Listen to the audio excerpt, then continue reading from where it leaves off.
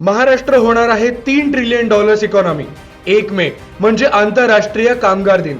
महाराष्ट्रात महायुती सरकारने अधिकाधिक नोकऱ्या निर्माण व्हाव्या म्हणून अथक परिश्रम घेतले, रोजगार क्षेत्रात क्रांती घडवली।